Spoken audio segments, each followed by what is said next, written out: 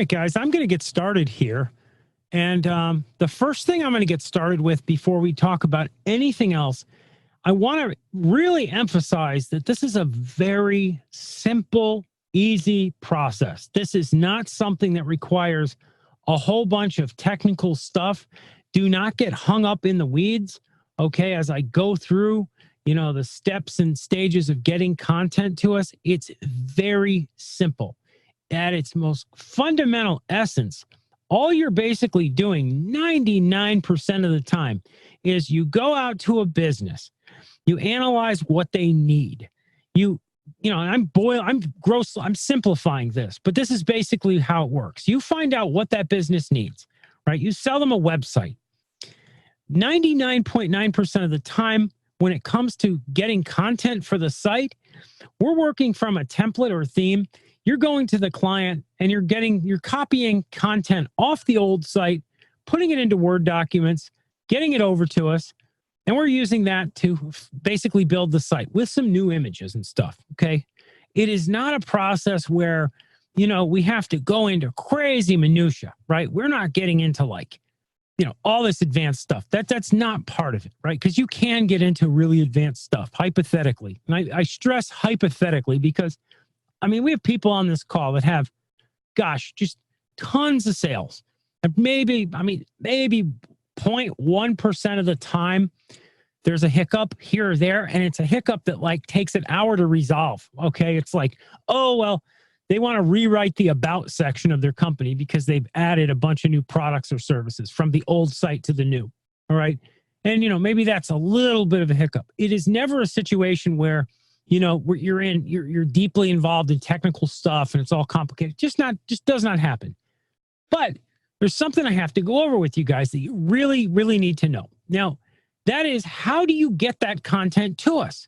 People have a lot of problems with this, okay? And the instructions are very clearly spelled out, but sometimes seeing is understanding. People learn different ways. Not everybody understands things that are, written down. So I'm going to just show it to you. And then, believe me, this is pretty simple stuff. Yeah, as you can see here up on my screen, everybody should be able to see. I've got a folder open on my desktop called Website Content, right? This is an example of a website project, right? The way that it will work is like this.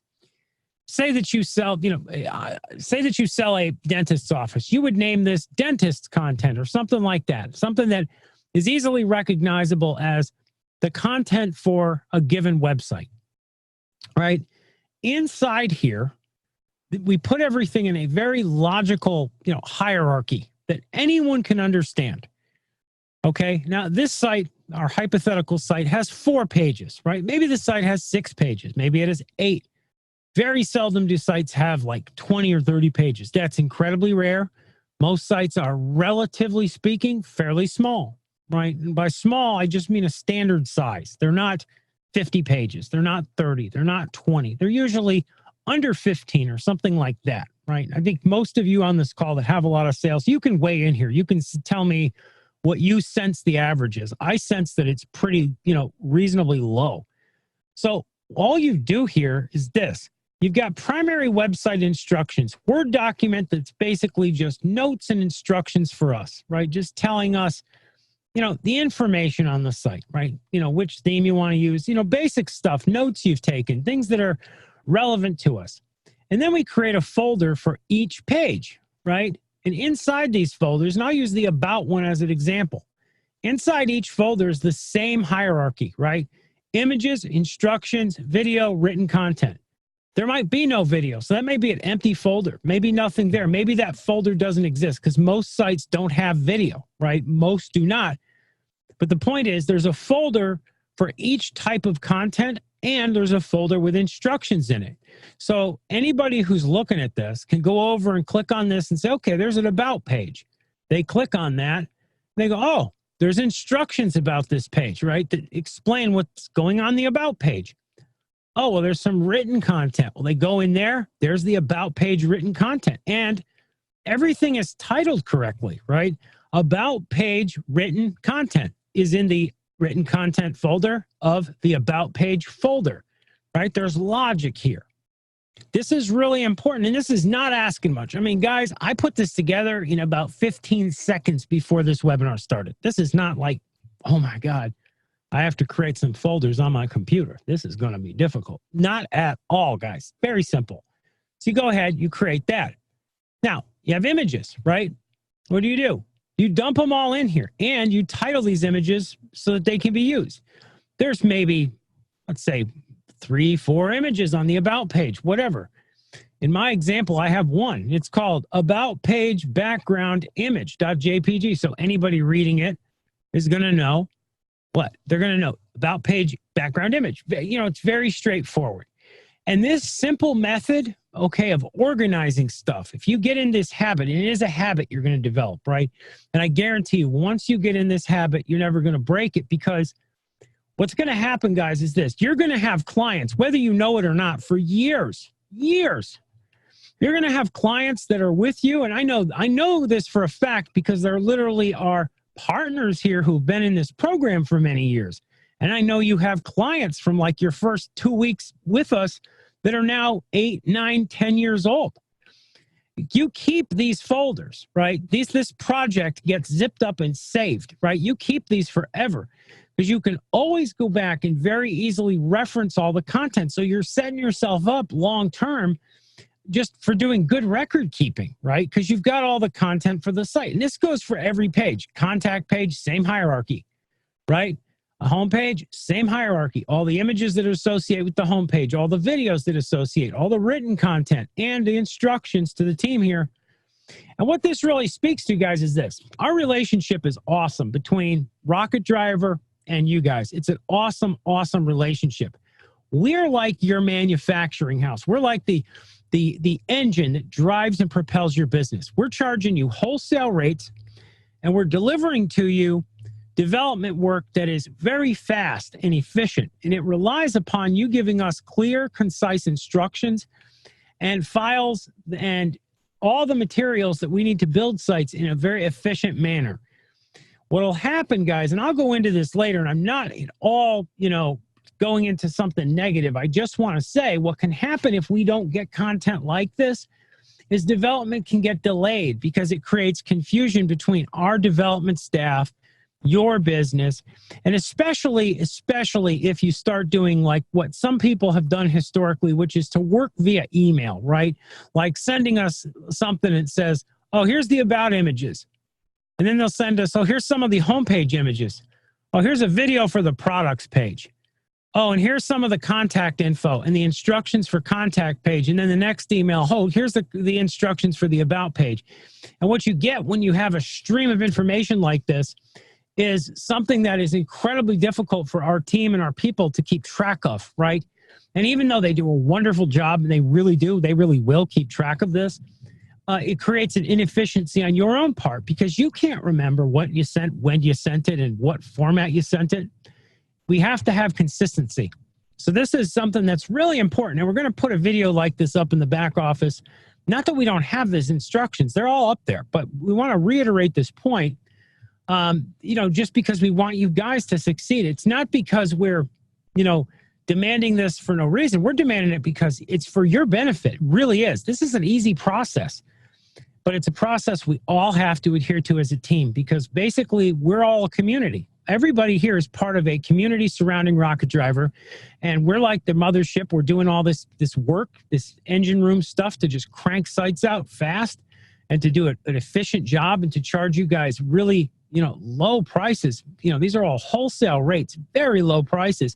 And that's predicated upon an efficient, relationship with one another, where we work by, something like this, where everything comes together, and there's a fusion there between the way you're putting stuff together when you're interfacing with your client and the way that information is getting conveyed to us. I don't want you to look at this and think, wow, there's lots of stuff I have to get, because it's not a lot of stuff. It's literally what's going on the about page. Dump it in there. The instructions can be something like grab the written content from written content folder. That's there. Grab the image from the image folder, combine the two, and done.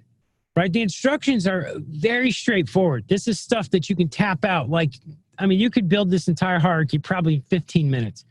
And I really mean that.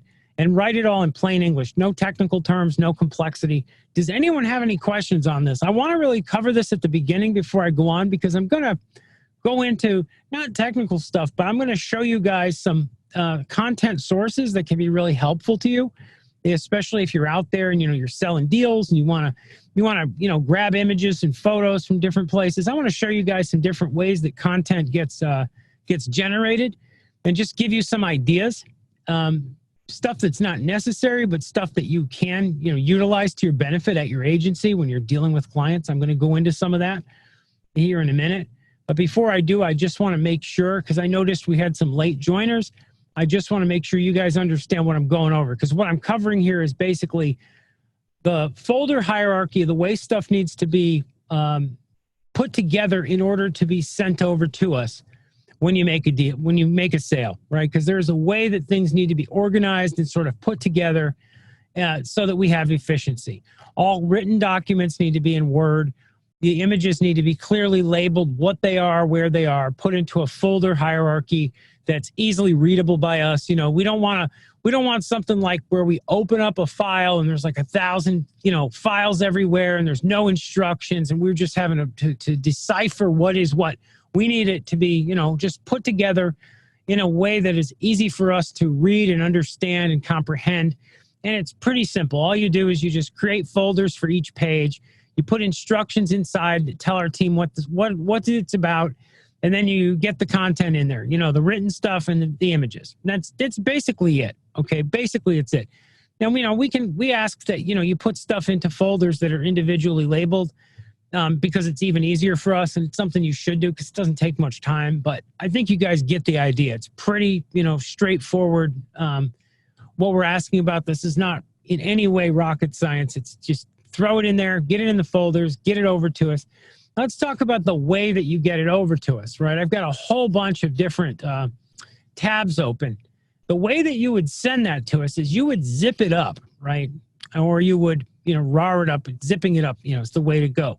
So you compress that hierarchy of folders, right? You compress it, and then you send it over to us via WeTransfer. That's how we ask everybody send stuff. And it's really simple. Send it to support at Rocket Driver, put in your email, send a message. Hey, here's all the information for website XYZ, whatever it's called. And then you hit transfer and it sends over. And unless it's like 20 gigs in size, which it never will be, it's going to come over to us and we're going to know exactly what we're looking at. We're going to know it came from you. We're going to know it's all the information, and we're going to be able to read it, and we're going to break ice on your project very quickly. And you're going to see that we're an incredibly efficient company at getting sites developed. We are like really, really fast, guys, and efficient at it. And the reason we're so efficient is not only that we've been doing it for so many years, it's also because we have our procedures and processes down absolutely pat internally, which is kind of why we're doing this vid, just to recover the basics, basically, guys. We're just covering the stuff that we don't cover all the time because it's kind of the stuff that's already been gone over, but we have some new partners here and we have some people that, need this stuff to be gone over. No, Carlos, this has nothing to do with that. Okay, so anyhow, guys, let's go back and talk about content. Right now that I've covered this topic, right, you guys understand folder hierarchy, how you get stuff to us. Let's talk about what you're getting to us. Let's talk about the process that happens when you make a sale. It's a pretty straightforward, very easy, fun process, actually, guys. It's very fun. You go out, you close somebody, and, first you get you gather your information, you get your quote, you show back up, you close them. Then what? Well, then you've already got the sale, right? There's no pressure at that point. The only pressure there is pressure you create upon yourself. The client's not in a rush usually, and there is no rush on our end. There's no rush from any direction. There's no pressure from any direction. All you have to do in order to, go ahead and get this process to advance is walk through the process of, first of all, selecting a template, right? And we'll look at some of these templates. This is pretty simple. Go through, take a look. You look at the templates, and it's basically template-based design from your perspective, right? It is. And it's good that it's template-based because it's incredibly efficient for you to go and develop sites. This is not a process where we're starting from scratch, like with, many people start from scratch, like with WordPress, or they start from a theme that requires many, many hours of modification. And, that process is not ours. We're starting from the point where we're going, and 90% of the time, we're going to the old site the client has, right? You either ask them to grab the content and put it into Word files, or you go and do it yourself. And those Word files, right, of the content, like homepage content, about page content, those Word files that you zip up in that folder hierarchy and send to us, that gets used in conjunction with a template to basically build out the structure of the site. Very, very straightforward, very easy. This is how you make a lot of money. You understand? Crucial part of making it big in this industry is efficiency of development process. If we get bogged down in really complicated design and technical nonsense, that slows everything down. That slows it down.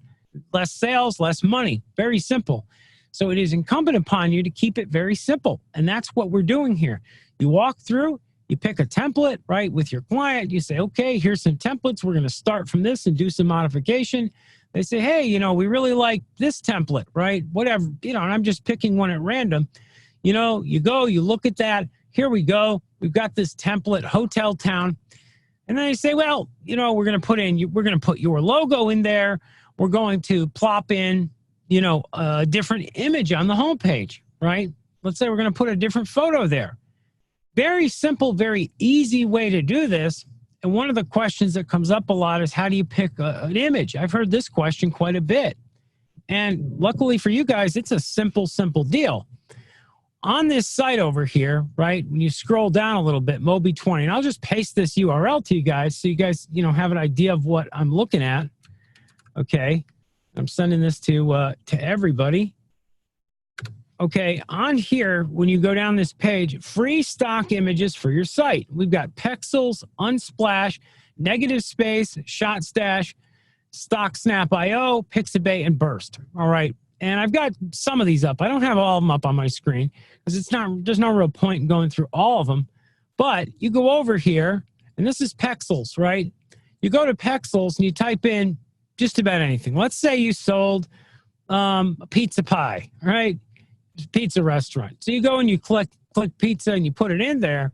Up come tons of absolutely gorgeous images of pizza.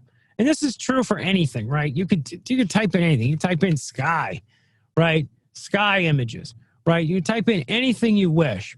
Whatever you type in, it doesn't really matter. My point to you is this is where you can go. And this, along with, there's lots of other ones here. StockSnap is similar. Negative Space is similar. Unsplash is similar. These are all very similar, right? They're stock image sources that you can go to online. So you find an image you like. Let's say we like this image, right? We go over to free download, and we've got ourselves this image in different sizes, right? So you go over here, you can grab this image in different sizes, including custom sizes. Right? So let's just go, we'll grab the original, 1920 by whatever. We download this image, and this is how we start to grab images. This image, let's say you and your client decide that image is going on the homepage. Well, all you do is you go grab this image, right? And you would take this image and you would dump it into that folder hierarchy on the homepage. You'd rename it, right? You would just save the image as, rename it so that it's logical to us that it's homepage background image.jpg, dump it into the images folder inside the homepage folder, right in our folder hierarchy, right? Just like we were looking at before. So you would grab that image and you would dump it in right in here, homepage, images, and you'd put it in there and you'd rename it. And then it would be that's how you would grab an image for the homepage. We're not going to go through that again, but my point to you guys is it's very simple, right? And you walk through the site, like you walk through the template, and you'd basically just do that. Now, what's important to consider when you're looking at images, right? And I'm going to go and I'm going to use Pixabay. Pixabay is my personal favorite, right? Let me pull that up. Unsplash is great too, but I'm going to go to Pixabay. Okay, so in Pixabay, what's very important, if we click on just about any image, is that we download the largest possible size. You need to always avoid small images. Not that there are many, if any, here. All right. But if we can, always grab bigger images, never smaller. Because the way images work, guys, is this. You get a small image and we have to size it up. All right. We lose data. Whenever an image is sized down, data's lost. And when it's resized up, it comes out blurry because it's missing data. So what we want is we want to start when we're building a site with the largest possible images that you can get to us. So if you're using a resource like Pixabay to grab images, don't just click here and just download something small like 640 by 427. Don't grab that. Grab the 3008 by 2008 image. Okay? You grab the largest you possibly can. And as always, dump it into that folder hierarchy. Let us know where it goes and tell us about it. Very simple process, right? It's almost like Legos. You're just walking through the site template, just kind of looking at it and grabbing the images you want. And it's very simple, very simple process. And of course, you're gonna have sites where the whole template isn't used, right? They don't want this here. They don't want that there. Very straightforward, guys. Main thing is we get the content and we get, the images that really the client really wants. Anyhow, I'm going to answer a couple questions. You guys are active in chat today, which is fantastic. I love seeing that. Let's see here. As far as where an image goes on each page, if not sure where it goes on that page, can I leave it up to the developer? No, Tom, you have got to tell us. It's not about where it goes. If you give us an order like make it cool or something like that, you know what I'm saying? Like it's got to be, you can't give an order like that. So like if it's an image at the top of the page, you want to let us know, hey, image, the image's name, like let's say this image in the background. You got to tell us top of page, middle, bottom, where roughly it is. Now, you may not know or, precisely pixel by pixel where you want it, but an image that's given to us without any instruction of where it goes can't be used, right? It would be the same as if, really just reverse psychology. Imagine you're the developer and someone hands you an image and you're supposed to place it. You have no idea. You're going to go, well, I don't know. It's like a bunch of parts, but no instructions. It's just not going to work. So you really, Tom, you want to let us know top, bottom, middle. Is it a gallery image? Is this an image that's supposed to be on a slider? Is this an image that's supposed to be used, whatever it's going to be used for, because to arrive at having that image, you had to have had a conversation that led to having that image in the first place. That conversation surely will give us clues as to how that image is supposed to be used. And I hope that makes sense. And if it doesn't, feel free to fire more questions at me. I'm here to answer.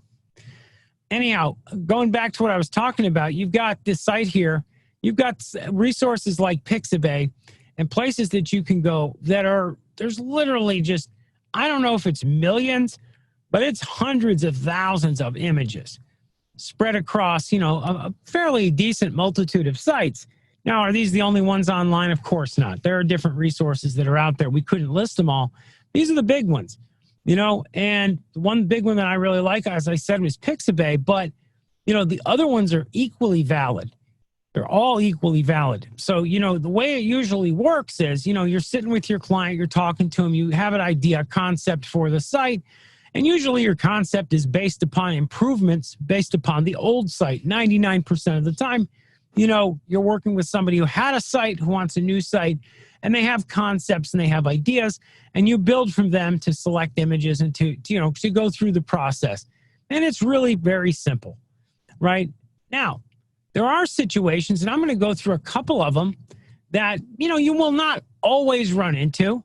They're fairly rare, but you will run into people that their logo is screwed up, right? It's just natural. Naturally, you're going to run into businesses that you go out and you talk to the business owner and you sell them a site, and you come to find out that the logo, they don't have the logo, right? Or the logo they have on the old site, which is small and, not perfect, is all they've got. And it's going to look bad. And you're able to talk to them and sell them on the idea of rebuilding their logo. Not only is this a moneymaker for you guys, this is also a way to sort of cement and forge the relationship with the client a lot better and to fulfill a genuine need that the client has right then and there. Selling somebody a logo, simple, easy, straightforward, done every single day. Again, not rocket science, extremely, extremely easy. You walk in the business, they tell you, hey, my logo was made in 1984 by the previous owner. They lost that file by 1990, and the business that did the sign has been out of business since 92.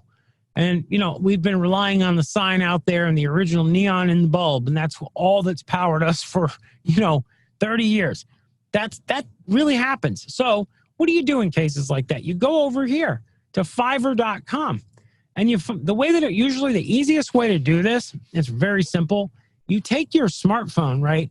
If you don't have the original logo and you need it reconstructed, you go outside the business and you snap some pictures of it with your smartphone. Very, very simple, right? And then you find yourself a designer here, right, that does logos. There's one right there. And you find, this person has good reviews, 4.9 out of 1,138 orders. That's pretty good odds that you're going to get what you want, right? 2 days, unlimited revisions. They deliver in 2 days. That's a fast turnaround, and that's a good amount of revision. So very, very straightforward. $35. You can charge your client, a couple $100. Maybe I don't like to gouge people too hard, but the logo developers go up into the thousands sometimes. It really depends. It depends on, the place you're located and a lot of factors. But the point is, logo development, you can charge some decent money to make some money off this. This is not a financial loser for you whatsoever. You're doing a favor to the business and you can make money in the process. It's a win-win. So you go over here, you contract yourself a logo developer, you send him over some graphics, the pictures you took with your phone, showing them, hey, this is what the this is what the logo looks like. We just want it recreated. And they go ahead and within a couple days you'll have your logo done. Your file they're going to deliver to you is massive, right? It's going to be gigantic because it's not just for you and your website. It's for that business to go out to print shops, to have cards made, to have brochures made, to have placeholders made, to use in maybe vehicle wraps, to use everywhere their logo needs to be used, right? They're going to send you back probably a PNG, an AI file, and maybe a TIFF and some very large JPEGs and whatnot. So you're going to have an assortment of formats. You're going to have the logo absolutely titanic in size, and you're going to be able to use it on the website, but you're going to be able to use it elsewhere. So again, this is something you can do in addition to selling a website. When you're selling a site, this is a very easy way to add on maybe a couple $100 of profit, right? Simple, easy thing you can do. So moving on from there, there's something else that comes up. And, this is something else that, again, this is not common per se, but it's an idea that, something to consider. There are businesses, particularly when you're selling certain specific businesses like jewelry stores, very fine dining establishments, especially if it's like a Michelin star establishment, different types of, art businesses that might sell artwork and so on and so forth. Businesses that have usually a very strong visual component, okay? Those kind of businesses, they may, and I'm not saying this is definite, but they may think nothing of spending either in the thousands to even tens of thousands in certain crazy cases, but that's very rare. But they don't think anything of spending money to have a professional photography session done, right? They may want a gallery on their site, but that gallery on the site, they may want it to be absolutely filled with the utmost top-end, top-tier imagery that money can buy. And they think nothing of it. When you encounter these situations, you generally, and this again, not rocket science, not difficult, don't get intimidated by it, but you're going to run into these situations and you're going to instinctively know that you're in that situation, right? You walk into a jewelry store, you see the jewelry there, you talk to the business owner, you're going to know pretty quickly, is this business making money or not? Generally, it's going to be, yes, this business is making money. And you're going to charge them whatever you're going to charge them for the site.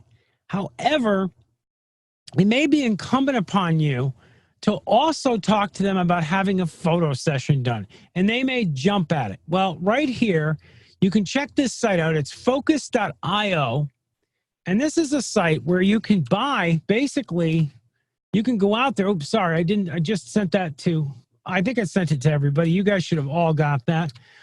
This is basically a place you can go and you can book photo shoots. Now, they sell it in packages, right? These packages run, from $225 on up to about $500. And of course, there are different packages for like real estate, for products, for food, for portraits, for events, etc., for virtual tours, etc. And these packages, this stuff really matters to certain businesses, right? You have a realtor as a client. They're selling a $2 million property. Do you think they care about, dropping $1,000 on having a photo shoot done? There's money to be made there on your part. You can make money off of this, depending upon, of course, who your client is. Obviously, you can't go into a tiny little, cafe that just opened 6 months ago and hit them up.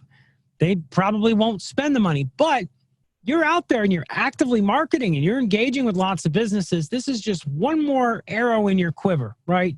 One more, rock in your sling, however you want to phrase it. It's something to consider and it's something to keep in mind as pertains to website content. Is this common? Absolutely not. Not common at all. But just because something isn't common doesn't mean it's not, valid and something to consider. And I'm not telling you need to mandatorily go and do this. Of course not. We have people in this program, 8-9 years who've never done a photo shoot. But I thought it would be remiss of me not to mention it to you guys on this webinar.